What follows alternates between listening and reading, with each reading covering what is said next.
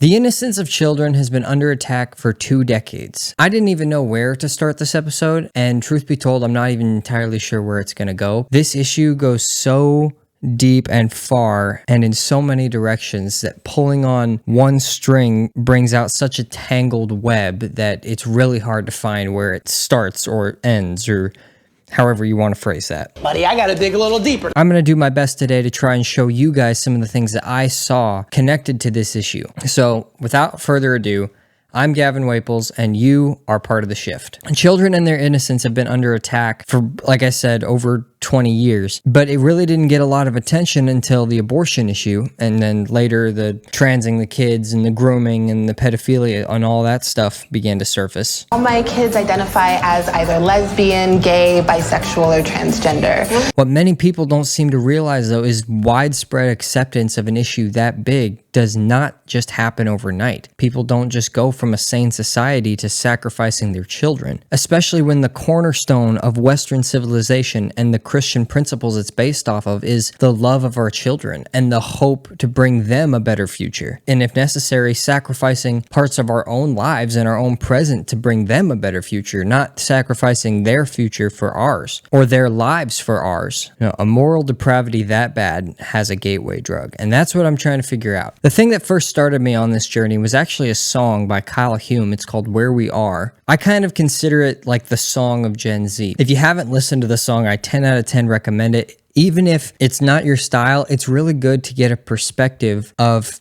the way this generation thinks. And so for any of you listening or who have heard the song or just went and listened to the song, I'd like to go through a couple of the lines just to show you the perspective of me, someone who's in Gen Z listening to this song. Now, I'm not going to go through the whole song. I'm just going to go through the first verse and the chorus. I'm realizing I'm about to do exactly the thing I hated most in school, and that's like poetry, going through a set of poem line by line. What did the author mean? But in this case, there actually is a meaning. So here we go. His first verse says, "Got half a mind to pack my things and leave with no goodbye, and nobody would even wonder why." And to me, that points to this generation's desire just to escape, sometimes literally by packing your things and going on an adventure to find yourself, or moving away somewhere, or just going on a big trip or something, isolating, or whatever. But sometimes it leads someone to suicide. You know, someone thinks that nobody would miss them, nobody would even wonder why, and they just pack up and leave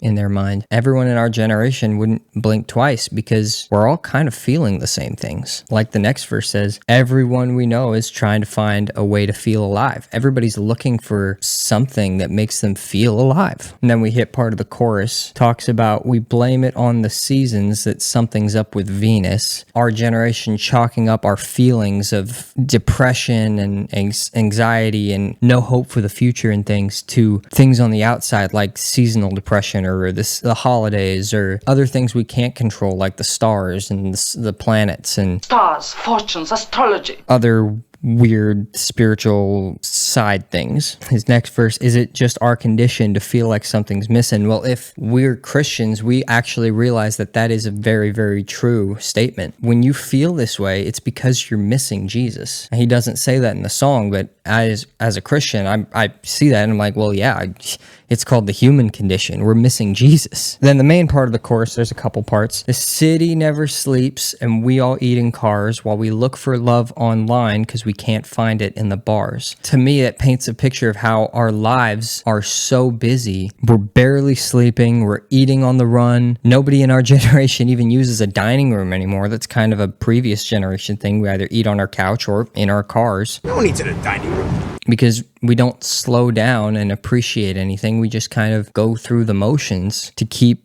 being here. And like the next part, we turn to online options because almost everything, including companionship, is easier to find online because everyone you meet out in your personal life is in the same boat you are. So you try to go online to see if there's anyone out there doing any better. Next verse says, no one beats the house, but we still try, as in gambling. You know, the saying, odds always favor the house. It's not necessarily directly referring to gambling, I don't think, because I don't think most of our generation actually does a lot of gambling. But what we do is we still keep at things that probably won't work, but have a chance to dramatically change, like trying to become a YouTuber or an influencer, or trying to get on an influencer's channel like Mr. Beast, to jolt us out of the spot we're in because we don't see any change from our steady day-to-day going through the motions. Next verse says, called our parents out of touch, but all their clothes are back in style. It's kind of referencing how younger people criticized previous generations for things that they did that we saw as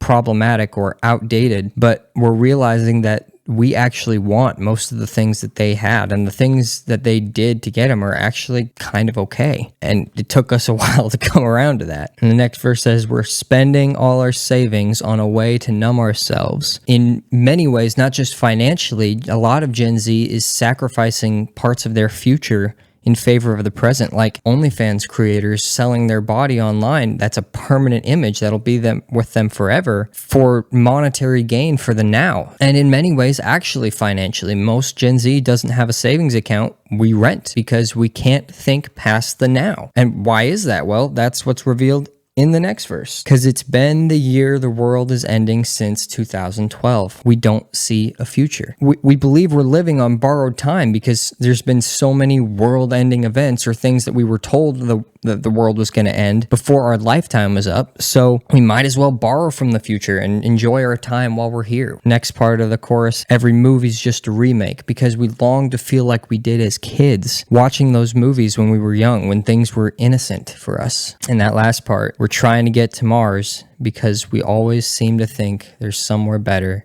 than where we are. And that kind of points to the core issue in a lot of Gen Z, because we hate the lives and the lot that we've been given and the world that we live in, and we think anything could be better than this. Freshman year of high school was terrible, so it can't be worse than that.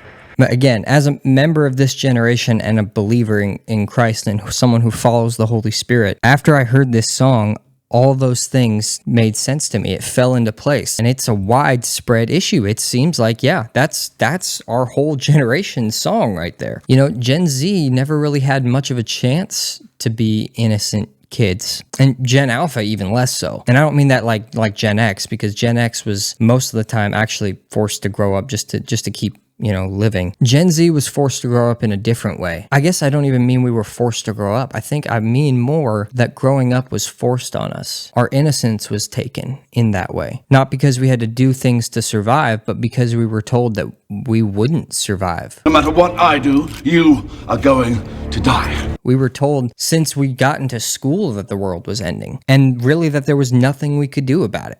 We were told the world was going to end in 2012 because the Mayan calendar was supposed to run out, and that meant the apocalypse. We were told that the sun was going to burn out, and even though that might not happen in our lifetimes, it put us in the mindset of, oh no, everything is finite. Even the sun, the thing that's supposed to be there every morning, is going to expire. That the ice caps would melt, and that global warming was going to end the world. And countless other globe-ending catastrophes, World War III and all this stuff, all before we even got out of high school. It looks like the whole world is ending again. I mean, we were literally told that we would have no future, that no matter what we did, our world was ending. And that's a sobering thought for a young kid, because when you're that young, you take the world for granted. You just live in it. You enjoy life. You're supposed to take the world in and find out what your heart's desire is and what God has called for you, and how you be a person. You shouldn't have to worry about the very ground under your feet disappearing or flooding or scorching. So to present that thought before a kid, it forces kids to come to grips with a thought that they have to enjoy their time now, because even when they're adults, the world is done for. So we grow up with that thought pattern. We grow up with that concern in the back of our minds. Even if we don't necessarily believe it, the culture around us has put the general thought pattern as the world is finite and it's probably going to die before you will. So we grow up with that thought pattern already in our minds. So we think, well, we might as well enjoy the world while it's here. And so when we became adults, we didn't grow up necessarily like Gen X did. Many Gen Z just acted like adults to fit into society, but in reality, inside, they still feel a longing for this innocence they had as a kid. They still wish they could live in a world that wasn't going to end. And so they look for things to fill that void. They look for things to fill the time they have and make it enjoyable. And I think this was part of the devil's plan, because he sets us up when we're very, very young to feel like the world is going to end. Enjoy your time while you're here. You know, you have that innocent desire as a kid that you have a future. But then when the devil through society puts this thought pattern that, no, you don't have a future, but you still better enjoy the time you have now because it's about to be up. Have fun,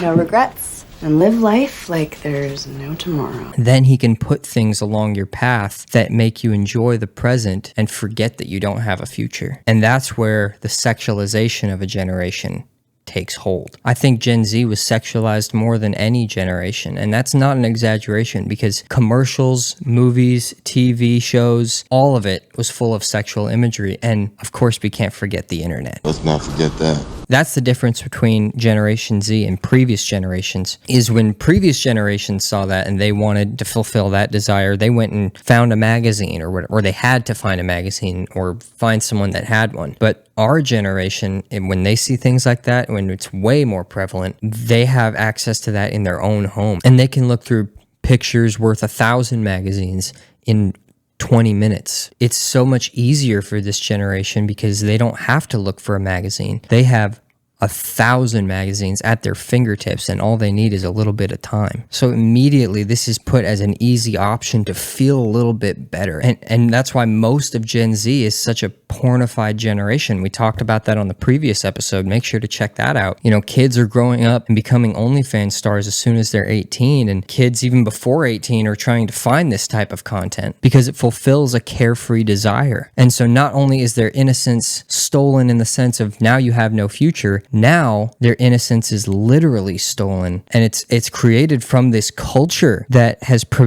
presented this as a solution to their feeling of hopelessness, as a solution to their feeling of not being able to be a carefree kid again. And they're thrust into this habit or pattern of being that leads them to shame and regret and sometimes suicide because it was easy. It was an easy solution to a problem they had felt since they were young. And the culture makes it easy to justify, because even stars we grew up with, like Miley Cyrus and Sabrina Carpenter and Justin Bieber, they all fell into this type of lifestyle. I mean, if you look at them before to where they are now, it's not a wonder that our generation turned out the way we did. It's a wonder we're not both insane sociopaths from all the trauma. And Gen Alpha is even worse off. You know, they were raised by millennials that perpetrated this culture, and you see kids walking around now in crop tops, mini skirts, and phones at ages 6 and 7. Thanks, millennials. Their innocence is being taken away younger and younger. And how did this happen? Well, this happened because of negligence. This happened because culture stood idly by while things got progressively worse and worse, and all we did was say, that's not very good, and did nothing about it. And parents began to throw off their responsibilities of their kids. I think this also started with Gen X and the millennials, because Gen X were set aside in order for the parents to make money. And many times it was to put food on the table, but it still happened. And many times millennials were set aside because they were told they should be able to handle some things. They were pushed into things and felt alone. And so in those ways, parents neglected responsibilities to their kids of raising their kids, and it got progressively worse until we get to a culture where now it's okay to kill your kid. There was a mother just recently who was a college student at Kentucky University. She was 21 years old, and they arrested her because she had given birth and left her baby in the closet to die. And that's shocking to most people, but it happens all the time even with abortions. This is the culture we have, a culture that's focused on themselves because there's no future. These people are so focused on themselves and pleasing themselves and bringing themselves to a place of carefreeness that they're willing to sacrifice their own children, their future, and the future of humanity. It's a complete flip of the way God has set things up, where God calls us to cast off our selfishness and our youthful desires and lust, to pursue Him and to pursue a better future and to pursue a better life for our kids, not sacrificing our kids or their lives to bring it a better life to us. This is where we have to bring hope back to this generation, because millennials, Gen Z, Gen Alpha, all of them are living without hope. They're living without a possibility of a good future, so they sacrifice anything in their future for a good present. It's selfish. It's focused on your own desires. And many times it's not even deliberate. It's just the way culture has told us to go. We put such a focus on ourselves and what we believe and what we think is good, and we forget the objective truth that is God's word, and his word is the only thing that will last forever. And if you hold on to it, you can have a bright future. Even if the world tells you that nothing else matters, or that the world is ending, or that there's no hope at all, God will always give you a way. He has a way forward for this generation. The world is only going to end when we give it up. This is where the influence of Moloch really shows through, because it's the death of the children, which is the death of a future. The world will only end when we allow death in. The world will only end when we allow a culture of death to cultivate, and the death of innocence and the death of innocent children to perpetuate. But we know the Creator, and we know the giver of life, and the one where light comes from. And so where we go, we should bring life with us. We need to bring life to these people that have no hope. This generation that has been told the world will end needs hope. They need Jesus, and they need to see that there's more. There's more than the right now. Jeremiah 29:11. I know the plans I have for you, declares the Lord. Plans to prosper you and not to harm you. Plans to give you a hope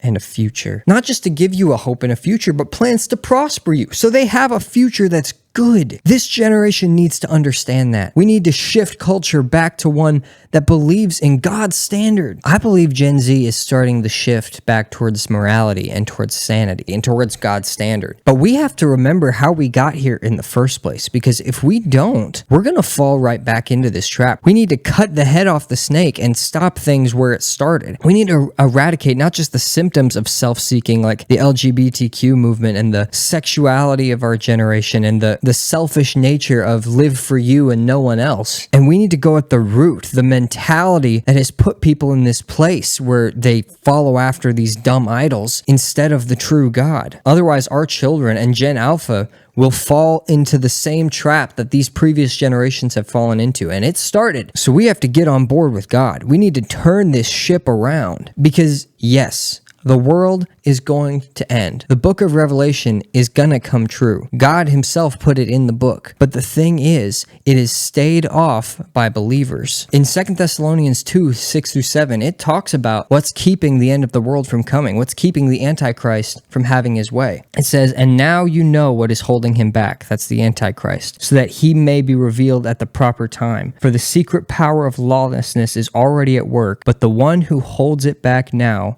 will continue to do so until he is taken out of the way. And that's in reference to the church. We are the ones that keep evil from coming until its proper time. As long as the church holds fast and holds to the things that Jesus told us to do, evil cannot prevail. John 1:5 says, the light shines in the darkness, and the darkness cannot comprehend it. Anywhere where you bring light, darkness cannot exist. So when we bring light to this generation, darkness has to move out of the way. And the more light we bring, the less darkness can be on the earth. And as long as we are the light of the world and we remain here and we do our job, holding fast to what God has called us to do, there is no darkness that can prevail against us.